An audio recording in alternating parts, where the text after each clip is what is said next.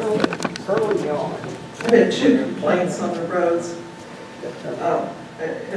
And I know, Bill, that you and your employees are doing a very good job. I said, how's it gonna feel? And this is not a criticism of you, but it's a criticism of the way we're spending money. He said, really, boy. Profio Road, I was on the other day, it's horrendous.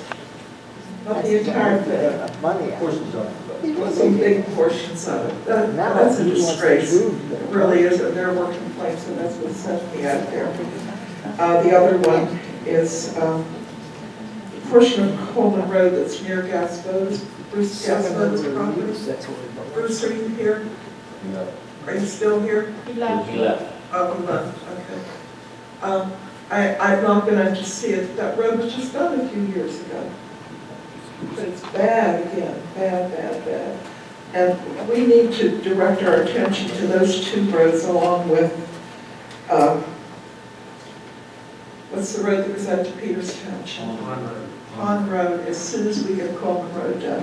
But there's just, I don't know whether you can do any minor repairs, and if you can take on anything more now on these 2 roads until we get to getting them done, or whether we can add them. Can we add those on to the contract, those A and B contracts that?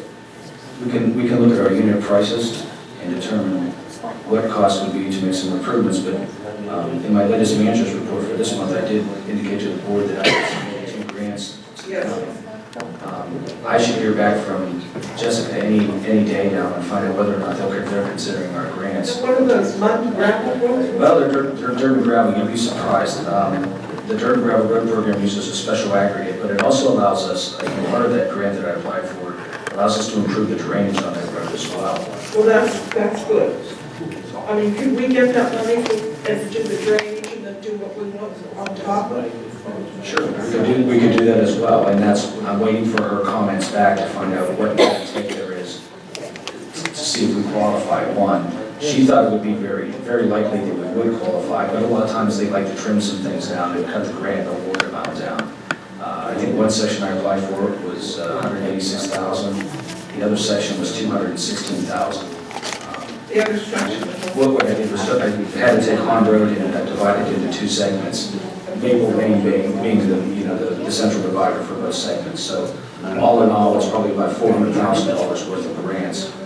She said more than likely maybe one section would be considered, but it would be highly unlikely that both would be granted. That's what grants do, but that's specific for one certain area. You can't ask just for a grant for any road, you have to be specific. Yes, that's correct. What else? City water for Coleman Road. Nobody talked about that. That was a discussion we had with the fire departments. There was a question from the fire department if we could speak with the water company on the possibility of extending fire hydrants on Coleman Road. Right. We met with them, and they took that project a little bit further than our original discussion. Because there were some requests from some of the residents that they would prefer to have city water, and that's why the meeting was held. It was primarily for the fire departments. Okay, I wasn't aware of the meeting with the fire departments or with the water company until afterwards, and I have a few questions on this price. Why are you shaking your head, Cindy? You're shaking your head now. What? Not intentionally. Oh, okay, by accident. Okay, in any event, the cost I think was, you remember what it was, Dawn, 300-some thousand? $336,000, and That was the outstanding amount, I think. I believe the entire house was close to $500,000. after they put in what they could, or what they were willing to the water company. We've not had an opportunity to check anything. I mean, I think that's unconscionable, $96 a foot. Is that what it was? Yeah, you close to it, yes. $6 a foot, that to me is unconscionable. But if we're going to do this road and they want water, we should try to make it happen. That's all I can say. What are the water projects? No, I I know that. Okay, Well, right. wait, just a minute. Now, there's grant money available for it, perhaps. There's grant money available if there's well problems, you could get a Penvest. But we did the Gilmore project with Penvest money. And that's grant money? It would be some combination of grant and or loans to get it to the price that they feel is a reasonable price For the residents. for the The residents. Cecil paid for their water through monthly, Yeah, they pay. according to the project, they pay monthly on a bond. Of how much? Elizabeth, the cost on this project is so big because you have to go a long distance for 12 properties. I mean, it's, I'm aware of It's that. over a mile, Dan, isn't it? 5,400 feet. yes.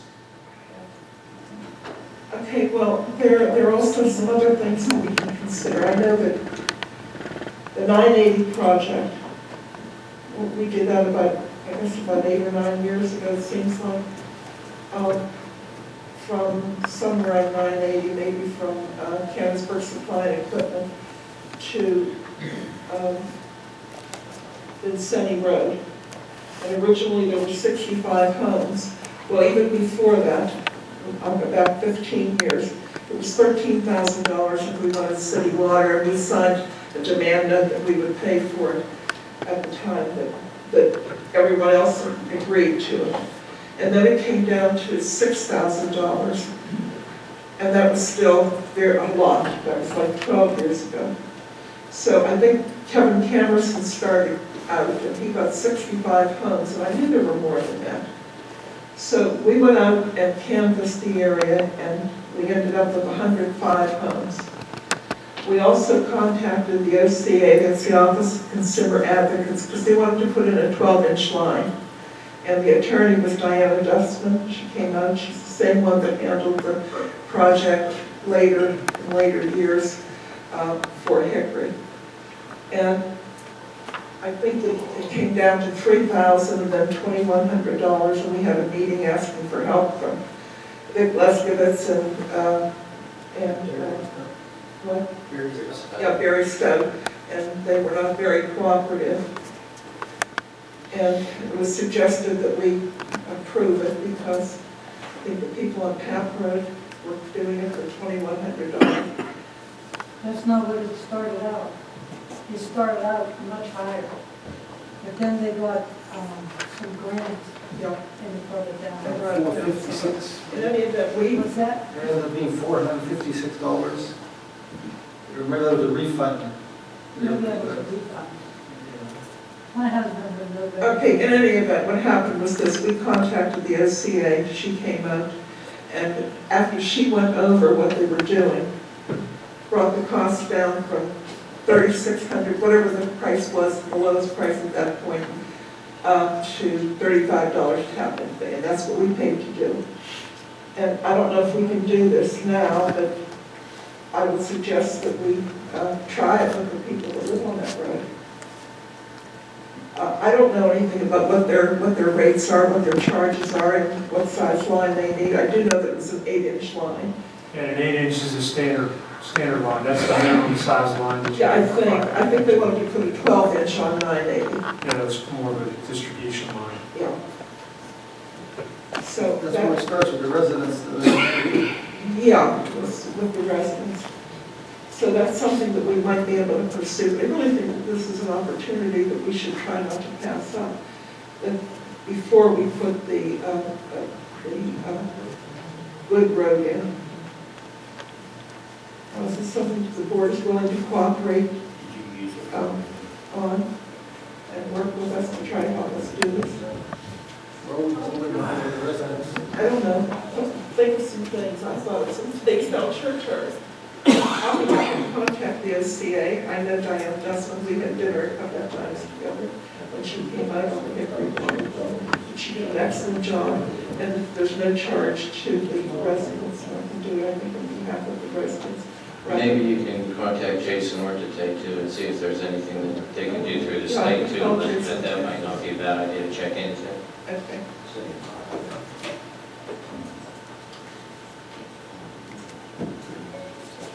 All right, does anybody have any other ideas?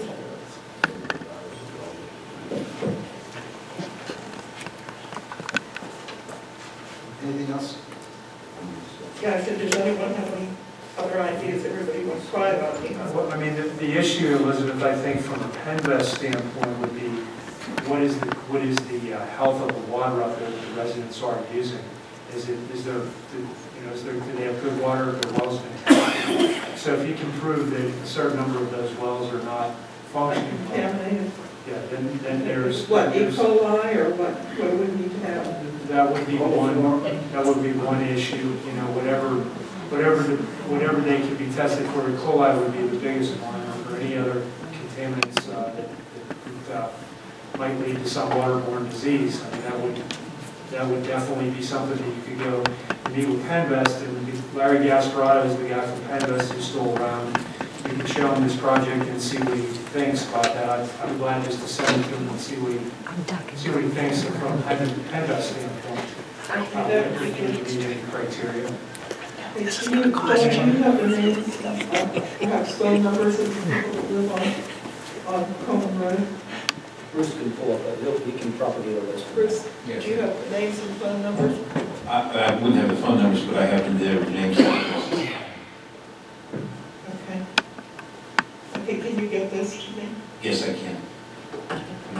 This is just for Coleman Road. Yeah, just from the underpass up to Bednar's, that's all this represents. Okay.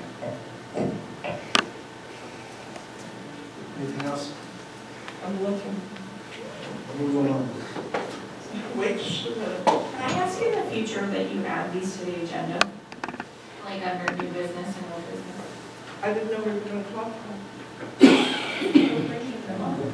Well, I planned to, but I didn't know whether they could be put on the agenda or not. Let's get, all right, just get to the point, do you have any more?